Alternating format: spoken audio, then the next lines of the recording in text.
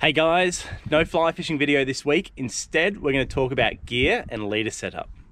So a lot of people have been asking me and sending me messages since the last couple of lake videos, wondering what my setup is, what rod, line, all the gear I've been using. So I thought today, before I go fish, I'll just set it all up from scratch for you. So my rod I like on the lakes has to be a 10-foot rod for me. Today I'm using a 6-weight 10-foot Cortland Mark II. The line I've got, the line I used in my last Newland video on Wendouree, is a Cortland Fast Intermediate, and I've got this one, I've dyed it black with RIT synthetic fibre dye. That's mainly for competition use, so you don't need to worry about that, but it's a Cortland Fast Intermediate in the competition series. Now the leader is very, very simple, and I'm just going to roll the camera and do it for you now. So I'll pop my rod down. So I've got a welded loop on the end of my fly line here, and because I'm fishing a sinking line, I'm just going to go straight fluorocarbon. I'm going to be fishing beaded flies. It's winter. I'm typically fishing bigger flies, so the weight of them is going to kick over. There's a lot of power in the intermediate anyway. So I've just got some 6-pound Cortland fluorocarbon here, and I'm going to pull off. I pretty much want 6 feet to my first fly, so I've got that there. Then I'm going to pull off another 6 feet, another 2 feet roughly, and then a little bit more for my dropper. So I'll pop him away.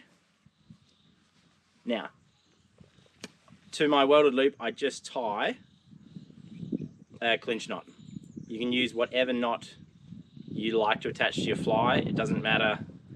It's just, yeah, it's just a connection. It's typically not going to be your weakest point anyway.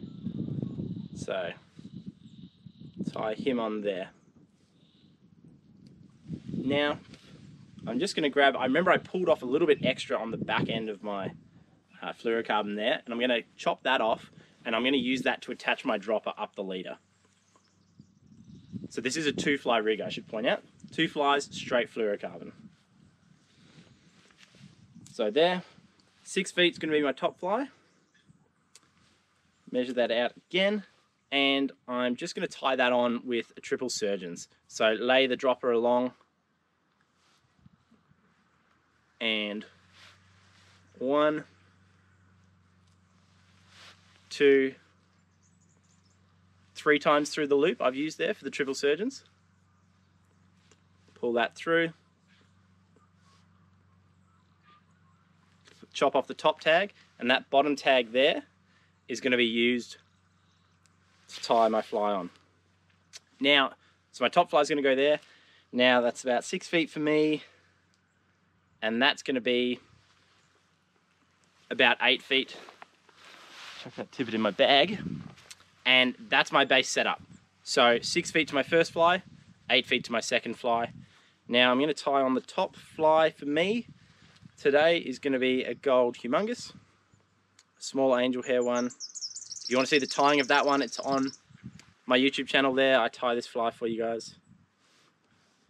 And again, I'm just tying this with a blood knot, or half blood knot, clinch knot, whatever you would like to call it. Tie him on there. Nip that off, and that's going to be how long my dropper is. There. So that'll give me, I might shorten that a little bit. It's not too bad. That gives me enough room to make, multiple fly changes throughout my day. And you'll find that the heavier tippet you fish, you can actually tie your dropper longer without it half hitching and tangling. So that'll be fine for me today, I reckon. It's not too windy as well. And then I'll go 6, just to make sure I've got my length right. Shorten that a little bit. And then I'm going to tie on my point just an orange beaded olive damsel. And again, there's tying of this fly up on my channel as well.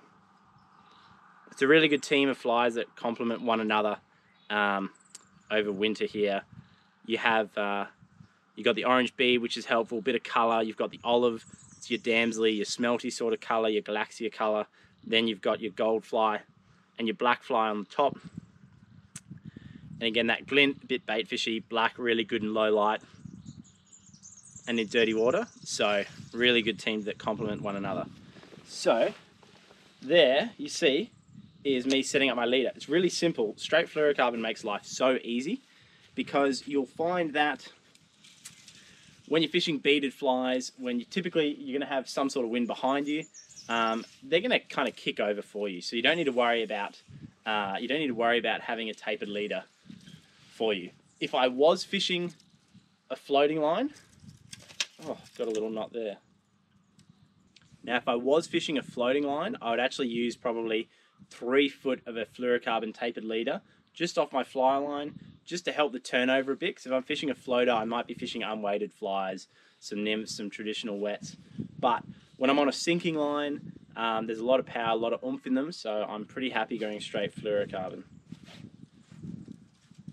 So there we go. Cortland Fast Intermediate, 10 foot 6 weight rod, 2 streamers that are spaced 8 foot apart, 6 foot to my first fly, 8 foot to the point fly. And when I tie them onto when I put them on my rod, I like to hook my top fly up there, and then I wrap this guy around the butt of the rod there, and I'm good to go. So I hope that's helpful. Hopefully that answers a lot of the questions I got via Instagram, Facebook, in comments on the past videos.